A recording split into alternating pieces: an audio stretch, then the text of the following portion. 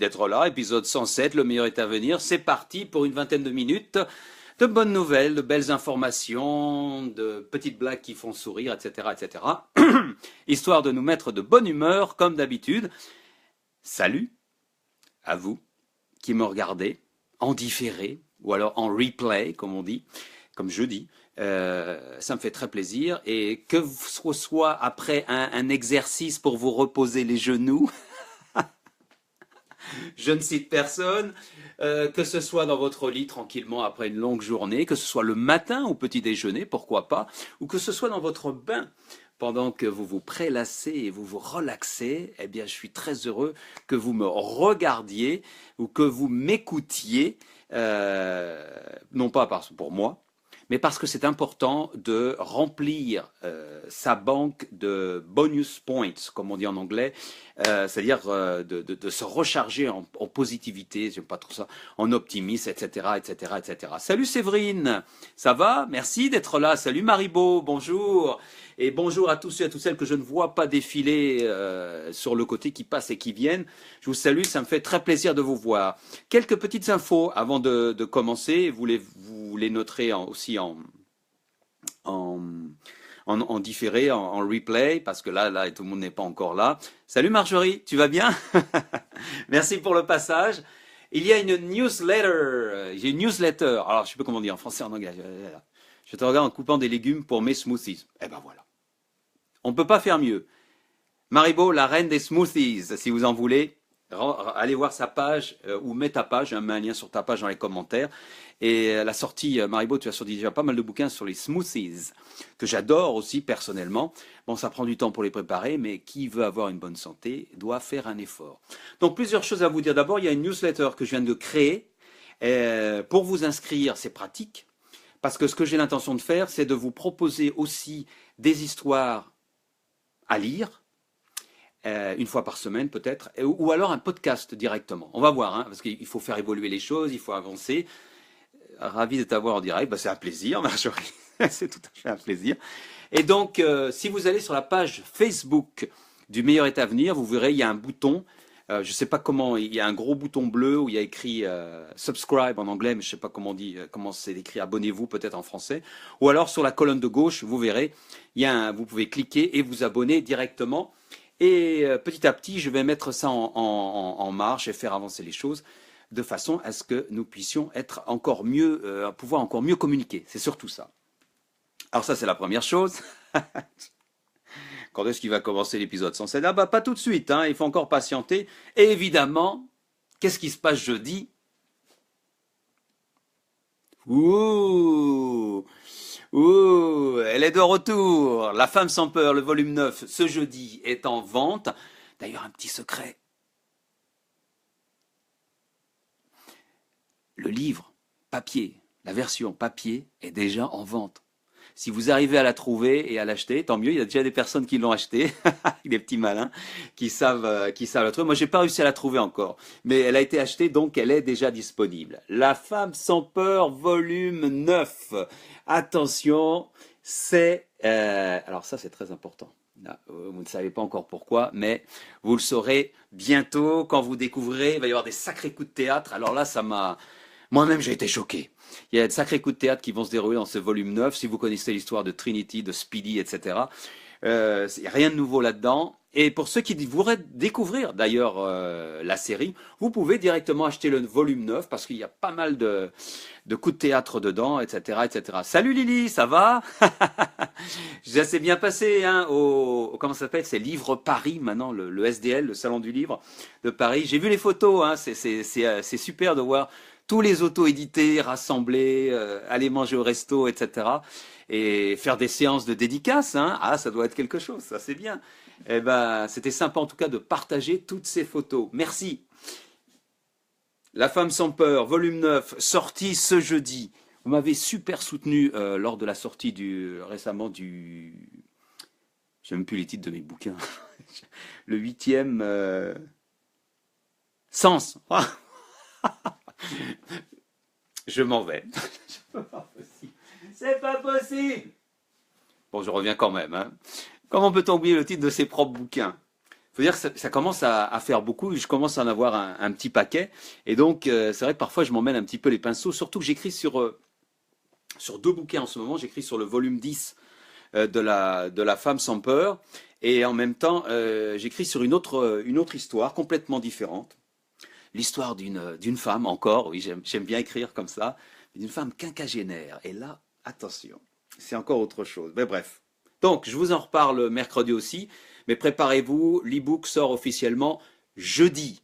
Voilà. Quoi d'autre aussi? Je voulais vous parler d'autre chose et puis voilà, non, on va commencer tout de suite. Donc aujourd'hui, l'histoire, je vous le rappelle, va nous emmener, je vous le rappelle, je vous l'ai pas dit, va nous emmener en Afrique. On va aller en Afrique, ça faisait longtemps, ça faisait un petit moment. Merci pour les likes. J'ai pas eu le temps de voir qui a mis ses likes.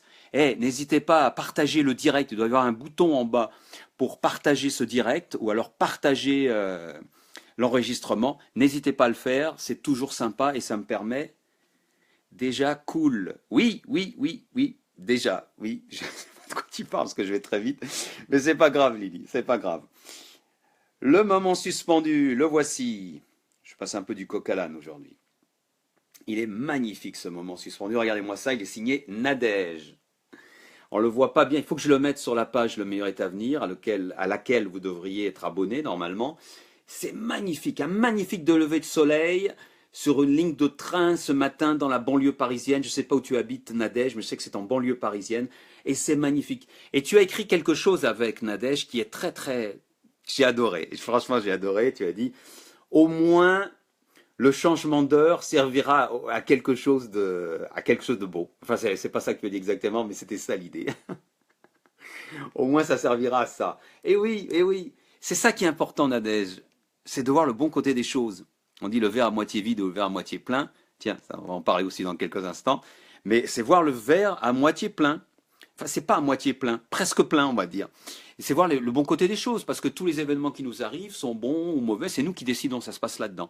Et le changement d'heure, bien sûr, c'est pas toujours facile de le gérer, mais au moins, tu te rends à la gare, tu attends ton train et tu vis un moment magique, un moment suspendu. D'ailleurs, dans La femme sans peur, le volume 9 qui sort ce jeudi, je ne veux pas arrêter d'en parler, bien sûr, je parle du moment suspendu. Comme quoi.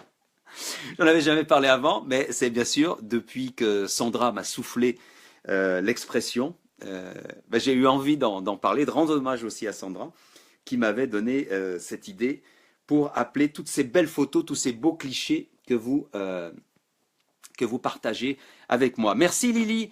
Merci Séverine. Alors là, je vois pas tout le monde. Oui, vous avez partagé et vous êtes deux autres aussi. C'est super sympa. Merci beaucoup. Donc, allez, des petites blagues. Oh, des petites blagues. Tiens, on va commencer tout de suite. Alors, si vous êtes religieux, hein, excusez-moi, celle-là, je pouvais pas résister. Moi, je suis athée, donc. Ah, je la lis même pas, mais bon, vous avez compris. Photo. Elle est excellente. D'ailleurs, dans l'histoire que je vais vous raconter, qui se passe en Afrique, avec un couple d'Africains, on va parler aussi un petit peu de religion. C'est pour ça que j'en profite un petit peu.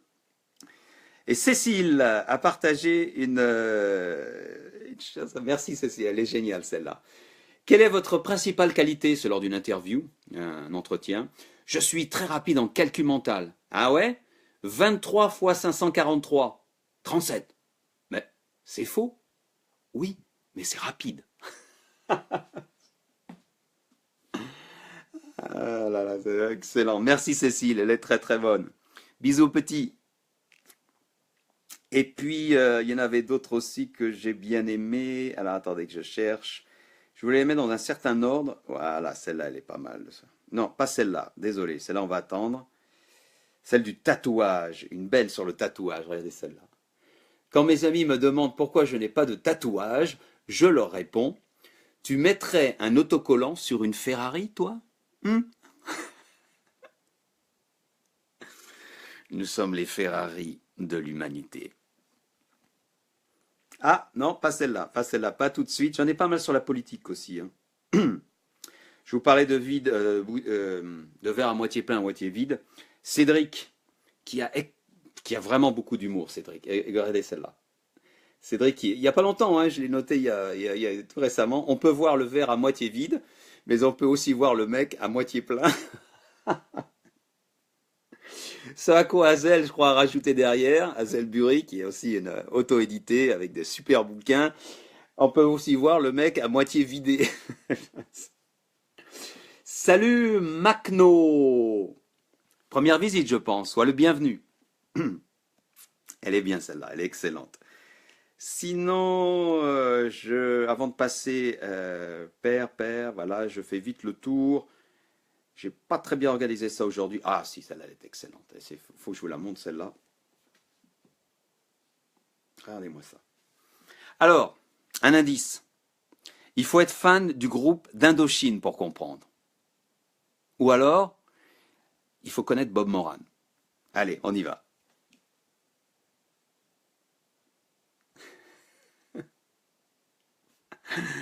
Je sais même pas si je dois la lire. En chantant. Hein. Ah non, je vais pas la chanter. Non, non, non, non, non. C'est excellent.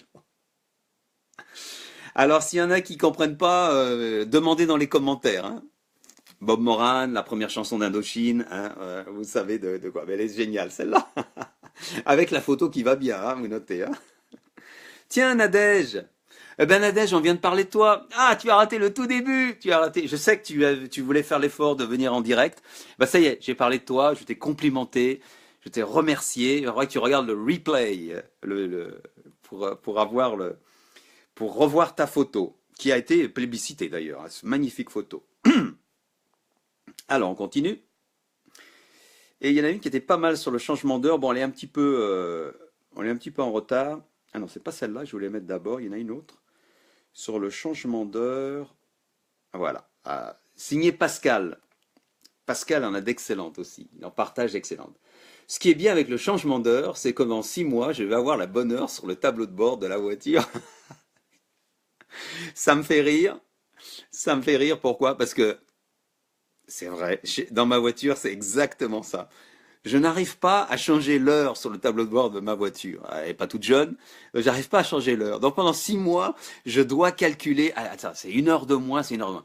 Mais là, ça y est, depuis hier, c'est bon. J'ai la bonne heure. Mais maintenant, il faut que je fasse l'effort de ne pas faire la soustraction. Alors c'est un petit peu compliqué. Alors, je suis un peu crispé sur le volant parfois quand je dois savoir, mais quelle heure est-il? Je suis à l'heure, je suis en retard. Mais bon, j'ai trouvé ça très très bon. Et puis il y en a une autre qui va nous rapprocher de la politique. Ce week-end, c'était donc le week-end dernier, on perd 1 heure. Le 7 mai, on perd 5 ans. Ou 10. Ou même 40. Parce que ça fait 40 ans que ça dure, ça fait 40 ans que rien ne change. Non mais c'est vrai, c'est vrai.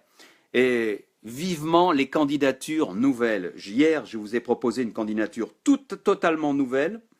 Où est-ce qu'elle est? Où est-ce qu'elle est la candidature nouvelle que je vous ai proposée? Elle n'était pas belle celle-là? Il faut changer les choses. Plus de balades et de croquettes. Voilà le slogan. Votez Lasca. Lasca, c'est la chaîne de Karine Carville qui a écrit le super thriller Le Tueur sans nom. Et ça, c'était hier. Mais aujourd'hui, il y a de la concurrence. Alors attendez, que je le retrouve. Il y a de la concurrence. Idem pour la voiture. Merci. Il y a de la concurrence que j'ai trouvée. Parce que si vous avez un chien, évidemment, vous avez un chat. Avec un chat président, croquette pour tous, gâterie à volonté, peine capitale pour les abandons. C'est bien. Alors là, j'arrive pas à lire. Tiens, c'est bizarre. Oui, parce que là, c'est trop blanc. Qu'est-ce que c'est ça? Arbre à chat obligatoire, permis de vomissure sur les couettes. Alors là, je savais pas, j'ai pas de chat, donc je peux pas vous dire. Mais voilà. Pourquoi pas? Pourquoi pas? Pourquoi pas? On arrive à un niveau, c'est de la franche rigolade. Autant en rire un petit peu, parce que sinon, on ne s'en sort plus. Et puis, donc je vais vous dire pour qui je vais voter. J'attends le 1er avril, non pas parce que c'est le 1er avril, mais pour que chacun se décide. Mais moi, ma décision est faite. Du pas de vote, du vote blanc, je suis passé au vote maintenant. Donc vraiment, j'ai eu un chemin en 7 mois, depuis septembre, qui a bien changé. La raison pour laquelle j'avais commencé ce LMV, c'est le meilleur est à venir, ce direct. Eh ouais. Allez, on commence par qui? On va commencer par celle-là. J'ai bien aimé ça. Alors, je savais pas pour quelle banque c'était. J'aime ma banque. Poutineo Bank, la banque facho la moins chère. Et je savais pas quelle banque c'était. Je connais pas les pubs pour les banques. J'aime bien l'auréole dessus. Ah, quand même un sacré fasciste, lui. C'était Fortuneo, je crois, c'est ça. Bon voilà, et il y en a une autre qui a été partagée par Stéphane, Alors c'est une blague qui n'est pas en France, elle est en Pologne, ce Stéphane est en Pologne, il a partagé cette blague qui est chez les Polonais, elle n'est pas en France, hein. Vous voyez, c'est le meeting de Le Pen, de Marine Le Pen avec Poutine, et là c'est écrit en polonais. Alors la traduction qu'en a faite Stéphane, qui est excellente d'ailleurs, c'est alors, comme ça, vous voulez travailler chez nous comme président de la République française. Mais c'est ça en gros. Il y a eu Trump qui a passé son entretien, et là c'est Marine Le Pen qui passe son entretien pour travailler chez Poutine comme présidente de la République française. Elle est excellente. Elle est en Pologne, hein. Elle n'est pas traduite en France, mais ça serait bien de la traduire en français et de la partager. Merci Stéphane, parce qu'elle est excellente. Au-delà de l'humour. Mais sinon, que dire, que dire, que dire? Ben, ce qu'on pourrait dire, c'est un petit peu de Macron quand même. La Guyane, pas une île, vous êtes certain? Je vérifierai tout de même l'info dans mon TGV Paris-Ajaccio. Hashtag, j'avais la moyenne en géo. C'est une fausse, elle est fausse. C'est Nicolas qui a créé ça, c'est excellent. Parce que Emmanuel ne sait pas que la Guyane n'est pas une île. Et ça me fâche, parce que comme vous le savez, j'ai passé toute ma jeunesse, toute mon adolescence en Guyane. J'ai travaillé en Guyane, je connais bien la Guyane, j'adore la Guyane. Et il y a une grève générale en ce moment. Tout le monde s'en fout, personne n'en parle. La situation est difficile en Guyane. Je salue d'ailleurs tous mes amis guyanais, s'il y en a qui regardent, peut-être pas le direct, mais au moins le replay. La situation est quand même difficile, mais comme je le dis d'habitude, et comme vous le dites en Guyane, à nous-mêmes qu'à nous-mêmes, nous qu'à nous pas molli. Eh ouais, même la ministre de l'Outre-mer ne daigne pas se déplacer. C'est la ministre de l'Outre-mer, c'est une réunionnaise, je crois. Elle ne daigne même pas se déplacer pour aller voir, pour aller régler. Elle envoie une commission. Je sais que la plupart des gens qui regardent ça, ça les intéresse pas, ils ont d'autres chats à fouetter. Mais la Guyane fait partie de la France. C'est un département. Mais non, on laisse. Alors on s'accroche, les 500 frères. Ils comprendront. Bon, mais j'ai posé mon petit coup de gueule là, hein, ça fait du bien. Et puis, quoi d'autre? Alors on parlait de Macron. Et finalement, l'opération Macron, et si elle était téléguidée par quelqu'un? Parce qu'il y en a un qu'on prend pour un rigolo, mais il n'est peut-être pas si rigolo que ça. Vous savez qui c'est? Si vous regardez bien Macron dans les yeux, vous le verrez peut-être.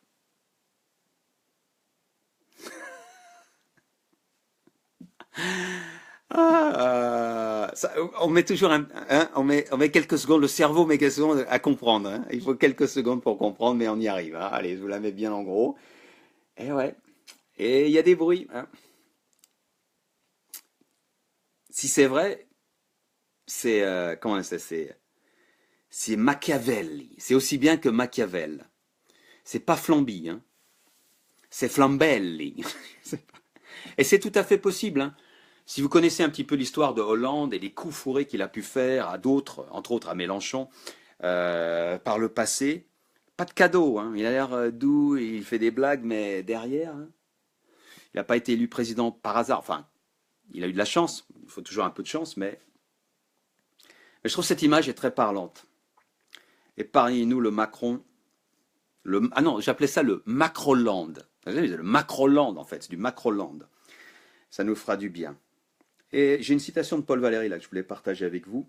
Et donc j'ai toujours pas commencé, moi, oui. La politique est un mécanisme qui sert à empêcher les gens de prendre part à ce qui les concerne directement. Mettons-nous bien ça dans le crâne. La politique politicienne, pas la démocratie participative, à laquelle on peut participer, à laquelle on peut dire ce qu'on pense. Et Paul Valéry avait raison. Ouais. Salut Yona, tu vas bien? Et donc aujourd'hui, où allons-nous? Je vous l'ai dit tout à l'heure, j'ai oublié personne ici, je regarde juste. De toute façon, c'est trop tard. J'avais qu'à bien organiser mon truc. Ah oui, il y en avait une dernière. Volinsky, le regretté Volinsky. Une vieille affiche de Volinsky. Je crois qu'elle était dans Harakiri ou Charlie Hebdo, je ne sais plus. Mais elle est vieille, elle est très très vieille. Votez con, vous n'avez pas le choix. Et c'est vrai, c'est vrai. Votez con, vous n'avez pas le choix. Quoique pour une fois, peut-être que je ne serai pas d'accord parce que je vais voter. Donc, mais il y a beaucoup de vrai dans ce qu'il raconte. Alors, aujourd'hui, on va en Afrique. Je vais vous raconter une histoire parce que c'est bien, je parle, je suis même pas à l'antenne, hein, vous discutez avec mon épaule. C'est toujours poli et toujours très agréable ce que je suis en train de faire là. On va aller en Afrique et parce que au Zimbabwe, voilà, je vous le dis tout de suite, au Zimbabwe, du côté de Harare. Et pourquoi? Parce que alors je raconte des histoires qui viennent de, j'essaie de varier les pays, les continents, les personnes, hommes, femmes, les niveaux de revenus. Je vous parlais des Las Patronas ce vendredi dernier, ces femmes très pauvres au Mexique qui aidaient les migrants d'Amérique centrale qui émigraient sur la Bestia, ce fameux train vers les États-Unis, qui sont très pauvres. Mais aussi, il y a des gens très riches qui font des choses très intéressantes. Et c'est pas parce qu'ils sont très riches qu'ils n'ont pas de mérite. C'est-à-dire, on peut se dire c'est facile de donner 1 million lorsqu'on en a des dizaines et des dizaines. C'est vrai, mais il y a dans certains cas où je veux en parler parce qu'il y a des circonstances qui sont particulières. Et c'est le cas aujourd'hui avec l'histoire de Tsitsi Yiwa. Matsi Yiwa. Je vais l'appeler Tsitsi, c'est une femme zimbabwéenne qui a donc grandi au Zimbabwe, ancienne Rhodésie. Le président Mugabe, et Mugabe est devenu dictateur. Vous savez ce que ça a entraîné avec tous les mauvais côtés de la dictature, la pauvreté, etc. Et elle est mariée avec un jeune garçon qui s'appelle Strive. Strive, donc Massi Yiwa. Strive et Tsitsi se rencontrent et se marient. Mais ce qui est important, c'est d'abord de se focaliser sur l'histoire de Strive. Strive, c'est un garçon qui a fait ses études donc tout d'abord au Zimbabwe, et ensuite qui a émigré en Angleterre pour poursuivre ses études, aller en université, parce que bon, l'école locale, et il a eu de la chance, il a pu le faire, les écoles locales n'étaient pas efficaces. Et puis après de nombreuses années en Angleterre, UK, il revient au Zimbabwe avec Tsitsi, et il décide, c'est un entrepreneur, il décide de se lancer dans le business. On est en 1984. Je crois que l'indépendance, je n'ai pas vérifié, mais l'indépendance du Zimbabwe, c'était en 1980, hein, si je ne me trompe pas. Salut Mireille! On va toujours voter pour tes comptes. Non, pas cette fois-ci, j'en parlerai bientôt, je pense pas. Faut pas que je me coupe dans l'histoire, faut pas que je regarde. Merci Mireille pour le commentaire de tout à l'heure, c'est super sympa, si tu vas jusqu'au bout de la série. Et donc, Strive, quel joli nom Strive, pour ceux qui parlent anglais, revient donc au Zimbabwe en ayant l'intention de réussir dans l'entrepreneuriat. Et c'est bien l'entrepreneuriat, il n'y a pas de raison. Et il se lance dans un business qui a dans l'ingénierie avec l'électricité, etc. Après avoir travaillé dans la télécommunication pour le gouvernement zimbabwéen. Retenez bien, c'est important. Donc il se lance dans l'ingénierie électrique et bien sûr il passe des contrats avec le gouvernement. Et c'est l'idéal quand vous passez des contrats avec le gouvernement parce que vous êtes pratiquement sûr d'avoir des marchés, si vous proposez de faire de bonnes propositions, et de gagner de l'argent. Et très rapidement, Strive et Tsitsi deviennent pas riches, mais ont une vie confortable au Zimbabwe, ce qui n'est pas donné à tout le monde. Donc ils ont une belle vie, et ils sont considérés comme des personnes aisées, et c'est vraiment bien. Et puis Strive a une idée un jour, il se dit, j'ai envie de créer une compagnie de téléphone mobile. Quoi de plus naturel, hein, on est en 2010, mais ça paraît normal. Mais rappelez-vous, on est au début des années 1990. Essayez de vous rappeler, début des années 1990. C'était vraiment, vraiment le tout début des cell phones, des téléphones portables. Vraiment le tout début. Et Lee Strive, sans l'opportunité, se dit, tiens, ce serait bien que je lance une compagnie, une entreprise de téléphones portables pour le Zimbabwe, histoire de développer le téléphone portable. Alors il décide ça en 1992, fin 92, de se lancer. Il a déjà son business dans le domaine de l'électricité avec le gouvernement, rappelez-vous, ça fonctionne bien, et il veut se lancer là ça. Et donc, il demande une licence au gouvernement. Ben oui, comme en France, hein, il faut demander une licence. Il demande une licence pour pouvoir s'installer et créer un network, un réseau, etc. Et rappelez-vous, le Zimbabwe est indépendant, dirigé par Mugabe, dictateur, qui décide que la télécommunication portable est un monopole d'État. Et oui, parce qu'ils sentent aussi que c'est un bon business, qu'il va y avoir des opportunités, ils n'ont pas envie de partager le gâteau. Et alors, Strive fait un truc incroyable, avec Tsitsi, enfin pas avec elle, parce que c'est lui qui décide ça. Il décide de poursuivre en justice l'État zimbabwéen. Je ne sais pas si vous vous rendez compte, poursuivre en justice l'État zimbabwéen dictatorial dans les années 90, et il le poursuit à la Cour suprême du Zimbabwe. La Cour suprême, c'est comme aux États-Unis, c'est une Cour suprême, alors c'est comme une sorte de conseil d'État, on pourrait dire en France, qui vraiment a autorité sur tout. Et coup de chance, heureusement, la Cour suprême zimbabwéenne, à l'époque, est très respectée en Afrique. Donc ce sont des sages qui ne sont pas, on va dire, trop, qui n'ont pas trop de dessous de table, ou même pas du tout. Et alors, Strive rentre chez lui, il dit à son épouse, Tsitsi, il lui dit, bah écoute, on va se lancer dans les télécommunications. Elle lui dit, bah très bien, ils ont déjà des enfants, elle est enceinte. Et Strive lui dit, bah, bon, il y a un petit problème, là, je n'ai pas réussi à avoir ma licence, donc il va y avoir un petit procès. Et Tsitsi lui dit, bah, c'est bien, mais ce procès, c'est quoi? Ah bah, c'est contre l'État zimbabwéen. Alors vous imaginez la tête de Tsitsi, l'État zimbabwéen, tout puissant, qui fait ce qu'il veut, qui change les lois, qui manipule tout. Et Tsitsi déjà inquiète, parce que c'est une mère de famille, et il dit, mais ça va prendre combien de temps? Ça va durer longtemps. Et Strive lui dit, mais non, t'inquiète pas, ça va prendre 2-3 mois, ça va être résolu vite fait. Et Tsitsi va voir que ça ne va pas prendre 2 ou 3 mois. Parce que non seulement l'État zimbabwéen va laisser traîner, va faire traîner le procès, mais en plus, rappelez-vous, Strive a un business avec l'État. Eh oui, c'est bien de vouloir, mais il s'attaque à l'État. Donc l'État va lui couper les budgets. Il va refuser de lui donner des contrats pour construire des choses électriques. Et donc très rapidement, la compagnie, l'entreprise de Strive et de Tsitsi va se retrouver dans le rouge, sans contrat, impossibilité de payer les employés, licenciement en masse, etc. Et eux-mêmes vont se retrouver dans la misère. Parce que le procès ne va pas durer 2-3 mois. Le procès va durer 5 ans. Donc, je ne sais pas si vous imaginez, quel que soit l'argent qu'on a, on vit quand même au Zimbabwe, et ils vivent au Zimbabwe à l'époque. Ils ne peuvent pas survivre, c'est très difficile.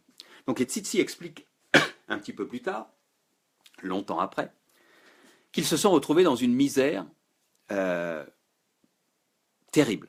C'est-à-dire qu'ils avaient à peine à manger. Elle avait ses enfants, elle a 6 enfants en tout, mais à l'époque elle n'en avait pas 6, mais elle était enceinte du 4e, je crois. Et donc, c'est la panique. Et dans un de ces moments importants dans la vie, que l'on soit croyant ou pas, c'est pour ça que je vous parlais de la petite blague sur Jésus tout à l'heure, Tsitsi, qui est croyante, vraiment croyante, le Zimbabwe est un pays très religieux, je crois, hein, quand même chrétien, passe un accord avec Dieu. Et elle dit, si on réussit à avoir la licence, je te promets d'aider les orphelins du Zimbabwe. Un maximum d'orphelins du Zimbabwe. Parce qu'elle vit elle-même dans la pauvreté maintenant, et elle voit, comme c'est difficile, elle voit tous ces orphelins qui au Zimbabwe sont par centaines, isolés, seuls, sans rien à manger. Alors, vous allez me dire, si on n'est pas religieux, on pouvait faire cette même promesse sans en appeler à Dieu. Mais bon, il faut respecter les croyances, hein, la foi des personnes, et donc elle décide ça. Mais non seulement elle décide ça, mais Tsitsi, c'est une femme forte. Elle dit, j'attends pas de savoir si ça a marché ou pas. Elle crée immédiatement une association, une charité, comment on dit en français? Je n'arrive pas à trouver le mot. Charity en anglais, qui s'appelle Capharnaum Trust. Capharnaum, c'est Capharnaum en français, le fameux village de pêcheurs qui se trouve sur les bords du lac Galilée, ou les pêcheurs, etc., qui est cité dans la Bible. Mais pourquoi le village de pêcheurs? Il y a une raison précise, je vous en reparle dans quelques instants. Donc elle crée tout de suite son association et commence à aider du mieux qu'elle le peut, du plus simplement qu'elle le peut, quelques orphelins avec le peu d'argent qu'elle a, pour bien montrer qu'elle est motivée. Et au bout de 5 ans, donc 5 ans, finalement, la Cour suprême du Zimbabwe donne raison à Strive, son mari.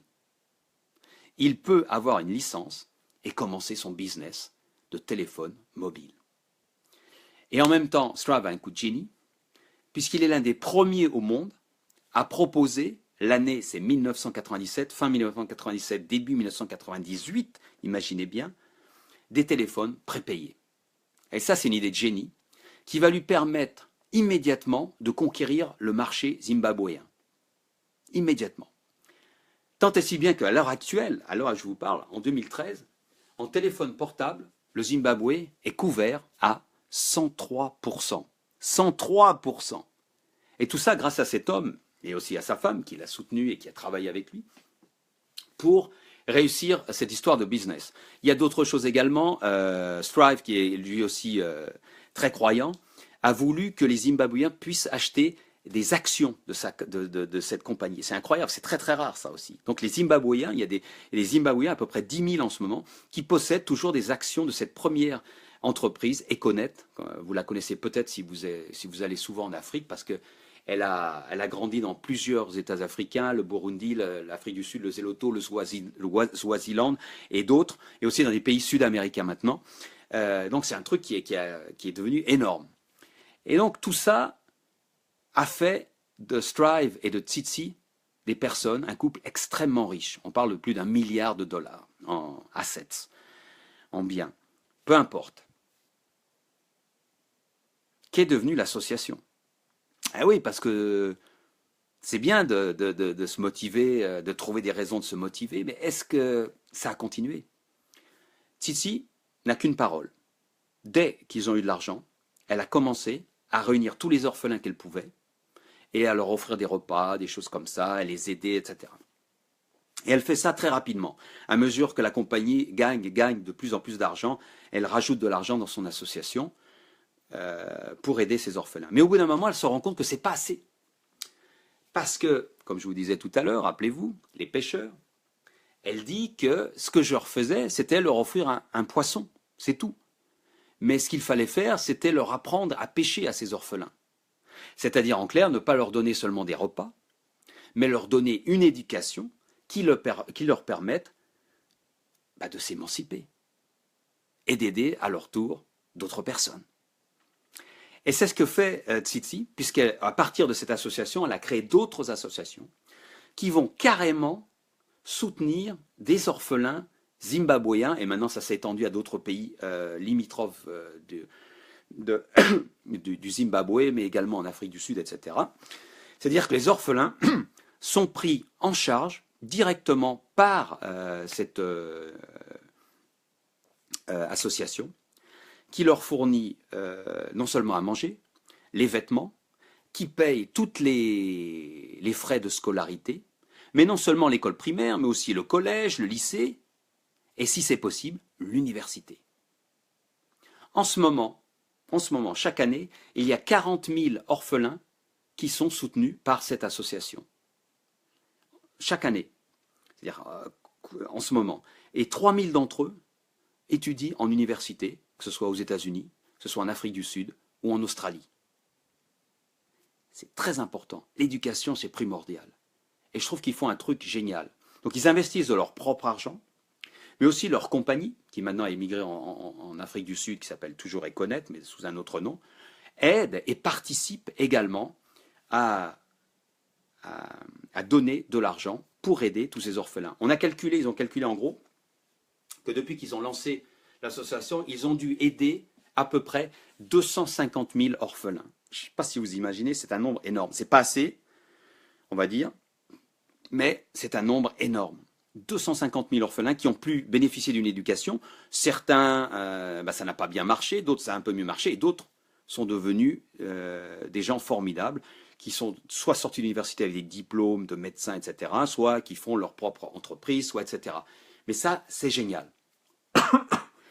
Et Tsitsi a voulu aller encore plus loin, parce qu'elle a créé des associations pour que ces orphelins devenus éduqués et volant de leurs propres ailes reçoivent du conseil en carrière, donc pour savoir quoi faire dans la vie, mais aussi soient couverts au niveau des assurances santé. Ils ont leur propre assurance santé pour qu'il n'ait pas de soucis.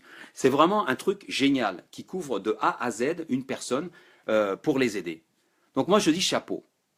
On va me dire, c'est facile lorsqu'on a de l'argent, je l'ai dit au début, lorsqu'on est riche, lorsqu'on est milliardaire, de pouvoir aider des personnes. Tous les milliardaires ne le font pas. Et Tsitsi, ainsi que son mari, sont considérés comme étant les milliardaires africains qui aident le plus leurs prochains. Et il fallait quand même les saluer. Voici Tsitsi, vous la voyez ici, qui est donc cette personne lumineuse et qui aide donc au jour le jour 40 000 orphelins en Afrique à grandir, à s'émanciper et avoir une meilleure chance que d'autres. Alors pourquoi elle fait ça? Elle n'était pas obligée. Ou elle aurait pu faire ce qu'on appelle le lip service en anglais, juste donner un petit peu comme ça aux nations, mais elle s'investit personnellement, et ses enfants aussi, elle a 6 enfants. Parce qu'elle dit que lorsqu'on a la chance, et c'est ses propres mots que j'utilise, lorsqu'on a la chance de pouvoir s'en sortir, lorsqu'on a eu la chance que la Cour suprême du Zimbabwe leur donne raison, et qu'ils ont eu la chance de pouvoir développer leur business, leur entreprise, il faut savoir redonner. Il faut savoir redonner, toujours. Qu'on ait des millions, qu'on ait des milliards, ou qu'on ait très peu. Il faut savoir qu'on a gagné, et il faut savoir pouvoir redonner, même modestement. Et c'est ça la leçon qu'il faut tirer aujourd'hui, je pense, de cet épisode 107, en remerciant Tsitsi, et en espérant qu'elle continue longtemps. Elle va continuer parce que c'est des non-profit, comme on dit, qui vont continuer avec leurs enfants. Je ne sais pas si vous entendez, vous avez le petit ninja qui est rentré à la maison et qui se fait entendre. Quand on a un peu plus de 3 ans, on veut se faire entendre et c'est normal. Mais c'est une belle histoire, hein, en tout cas. Voilà, j'espère qu'elle vous a bien inspiré et qu'elle va vous encourager. Donner au suivant. Voilà, Maribo, ouais. Redonner, donner au suivant. Give back. Hein. En anglais, ça parle beaucoup mieux. Je ne sais pas pourquoi. Ça me parle toujours mieux en anglais, je ne sais pas, ces histoires. Donc voilà. Voilà pour cette belle histoire aujourd'hui. Et je voulais terminer avec la citation du jour, comme d'habitude. Elle est signée Suzy. Suzy, sans toi, qu'est-ce que je deviendrais s'il n'y avait pas tes citations? Tu es la meilleure collectionneuse de citations inspirantes de Facebook, je crois. Je crois qu'il y a, parce que tu en publies 2 par jour. Je ne sais pas où tu les trouves, comment tu fais, mais en tout cas, ça m'aide énormément. La voici, la citation, elle est un peu longue, mais méditez là-dessus, comme moi. Alors, il y a une belle photo d'une jeune femme, et c'est ici qui est important. C'est une citation de Marcus Aurelius. En te levant le matin, rappelle-toi combien précieux est le privilège de vivre, de respirer et d'être heureux. En te levant le matin, rappelle-toi combien précieux est le privilège de vivre, de respirer, d'être heureux. Si vous lisez ça, pensez à ça demain matin, vous allez voir tout de suite que votre journée sera beaucoup plus ensoleillée. Que vous ayez des soucis ou pas. Moi le premier, parce que tout ne va pas bien. Mais c'est là-dedans que ça se passe. Et lorsqu'on shift, lorsqu'on change sa façon de penser, et qu'on se dit que quel privilège, je suis en bonne santé, je peux sourire, je peux agir, et je peux redonner à mon prochain. Bonne soirée, merci, épisode 107, c'est terminé. Jeudi, moment très important, sortie du volume 9 de La Femme sans peur, mais on en reparle mercredi. Merci, au revoir, bonne soirée.